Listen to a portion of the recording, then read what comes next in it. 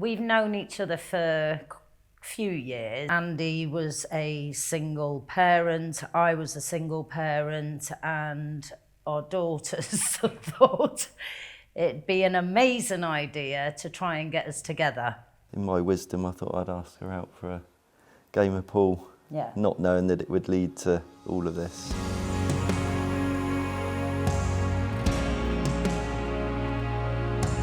I had quite a hard, difficult life. I was at death's door so many times with drugs. It was a dangerous world for me. I'd separated from my ex-husband. I went through a lot of hurt. My attitude was, I don't want to know men. I'm happy, just me and Jesus. I was wrapped up in sort of like the criminal world and drugs, in quite a dark place, but not really realising it. Just didn't want to carry on doing what I was doing. I had no intention of ever leaving that world. I felt my journey with God was getting compromised, and I had to go and finish it with him, basically.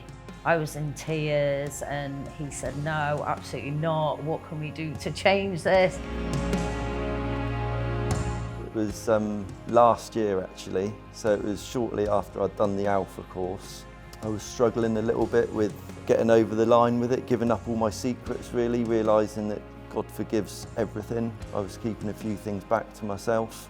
And at the Commission Festival, one evening someone came up to me and said they've had a vision from God to relay to me. And it was a picture of me with a sack over my shoulder, which was to represent all my secrets, and a doorway with, me trying to fit through the doorway. And the message was that I had to look behind me and look at the sack, that it was empty, there was no secrets, that God knew everything and everything had been forgiven. So I sat down and then I just, floods of tears, everything came over me. I just knew it was the Holy Spirit then coming to visit me, yeah. By His stripes, we are healed. My first ever West Point, this woman's at the front, she's talking about God speaks to us and, all this, blah, blah, blah.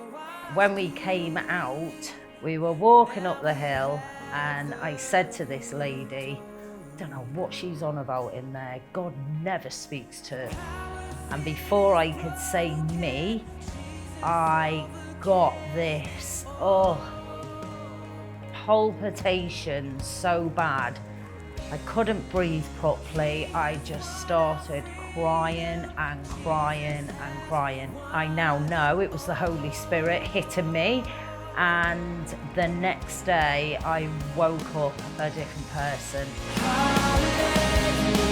Once I met Jesus, my whole life just changed dramatically.